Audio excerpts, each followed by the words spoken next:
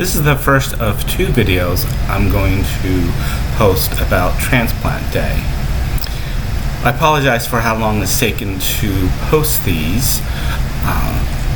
First of all, it's taken a while for me to download them. I'm doing all the videos on my iPhone and have to bring them from the iPhone to iCloud, and then to my computer, and then to edit them, and then to post them.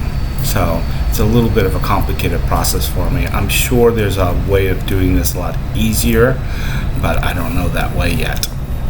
The second is that Transplant Day was a difficult day, complicated day, and you shall see that in these two videos.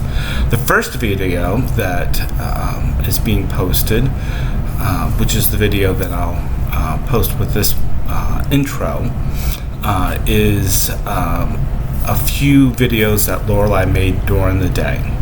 The second video is my interviewing Lorelei to find out what happened during the day, because I did not remember the day at all. And so she gives all the details that she wrote down, and she read as I asked her questions from her phone what happened on Transplant Day. So, and I haven't made any videos since. So we've missed Transplant Day, the second day of Transplant Day, which was yesterday, or the first day after Transplant Day was yesterday, and this is, as I'm recording this, the second day after Transplant Day. So I hope these are both educational and interesting for you to watch. So say hello, Thomas. Hello, Thomas. Oh, he's kind of dopey. Lots of Benadryl and Ativan. This is a little after 4 o'clock in the afternoon, and we've had all kinds of excitement in the ICU. Let me turn this camera around.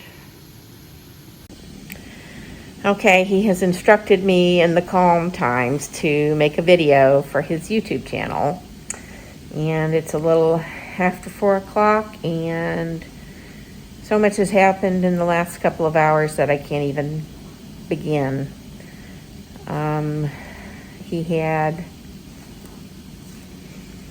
a hypersensitivity reaction, they're saying, to the donor cells. And so what they're gonna do is they're gonna try to wash the cells through some kind of magical process I don't understand, and then they're gonna try again later today. But that will be the third attempt. The first attempt, within 2 minutes of the cells going in, he had a violent seizure, and they decided that after that to bring him up to ICU and put an EEG on his head, so he's all covered with leads. That's what that big bandage was all around his head, was holding those leads in place. And he's resting, very sleepy now because of all the Ativan and Benadryl. The second time they attempted it, he got very itchy, like 4 or 5 minutes into it. Then he broke out in hives all over his body. By the time people came in to start checking out the hives, he began to seize again, and then he threw up. So now he's got to do respiratory therapy to clear out any fluids that may have gotten into his lungs in that. They did a chest x-ray, and that looked pretty clear, but one part was a little questionable. So they sent respiratory therapy in here to get him to do some breathing exercises, which we really had to coax him along to do because he's just so sleepy. I think that's about all I want to say right now. I just keep praying and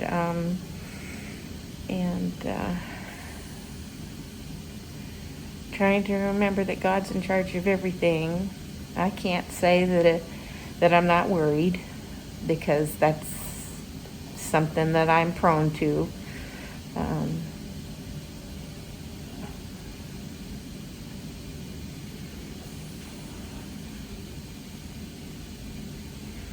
I'm going to have him edit this later because I have no idea. It's been a very long morning and afternoon. And then you came here first, we brought you here, and then you went to CT scan. I remember the told I was going to do CT scan. Then I remember being there and he told to stay still, but taking a CT to her head. And so Alright, just saline, no cells.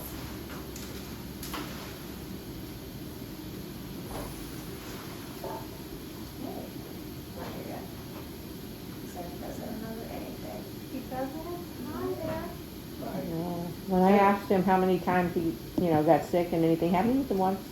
Okay. He didn't remember the transfer to here. He didn't remember the second time he got sick and that kind of thing. And when he got the hives, he doesn't remember. I do when I was working in my room saying, I'm voiding myself. He said, don't worry, we'll go take it all, clean it all. Yeah, that was upstairs when you said that. Okay. Hey, Hi, I'm sorry you're not having the smoothest day, but we're gonna get through it together. hey, it's part of the process. You guys are experts. Hey. You're going to do wonderful. Yes, we are. We're gonna do our best to get all this out. Perfectly my body will. Hello? Yeah. Oh, we should look to see it in the, bathroom, we can have mouthwash. Okay. Okay, it's +1 of my journey to recovery with Christopher's bone marrow. It's 2 a.m. What have we accomplished? Well, I've been asleep most of the time, up until probably about a half an hour.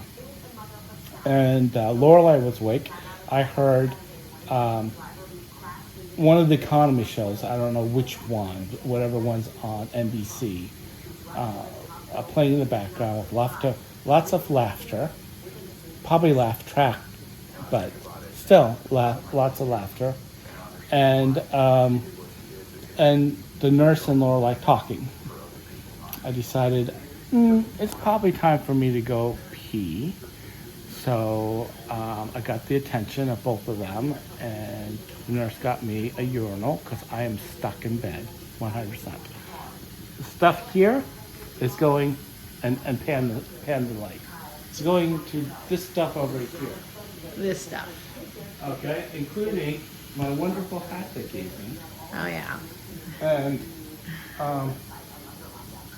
my IV, Is over there. my IV comes from my chest and Right. it's over here. So in order for me to even get out of bed, I would have to have these machines meet one another. Well, the nurse actually asked, because I thought maybe I needed to do a bowel movement sometime in the night, and having them together at one side would enable me to walk to the Toilet. to the bathroom. Well, the problem is those who put this on my beautiful hat on my head with this nice little yellow chin strap, said no. They want to have, this is all electronic gear to take survey of my brain waves, and they want a good evening's worth of data. They want 24 hours worth of data. Yeah, she said 24 hours. She also said that we might be released back upstairs, and that would be less than 24 hours.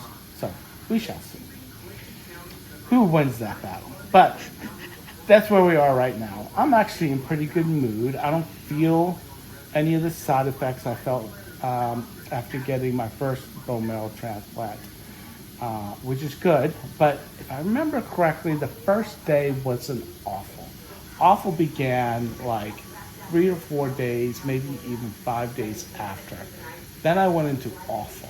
And awful lasted 10 to 14 days. And what I mean by awful, and I really want to be honest about this, I told Lorelei I might never do this again.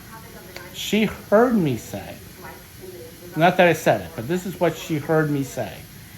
If Thomas needs another bone marrow transplant, he'd rather die than get a bone marrow transplant. And in truth, I think that's what I communicated. It was really that bad. And it really is that bad. So anybody who's outside of my realm of friends and family and church members who come down with a bone marrow transplant, if somebody hasn't told you before, let me tell you straight on, it is that bad. The recovery from this is enough for you to want not to have lived through it. But you will live through it. At least most of you will. I should live through this. At least 40% of the time, according to statistics, I'll live through this. So I might die through this as well. Gone through awful and died. But that's okay. Now, for those who are my friends and church members and family who actually come down with bone marrow transplant, here's my word of encouragement to you. Jesus is sovereign. You don't have to look at statistics. You don't have to look at anything else other than the Word of God. If Jesus wants you to live, you have a 100% chance of success. If Jesus wants you home to be with Him in heaven, you have a 0% chance of success. It's either 100 or 0, and I'll bet with Jesus because either one's a good outcome. Thank you very much for my little 2 o'clock in the morning rant. Go ahead, stop that.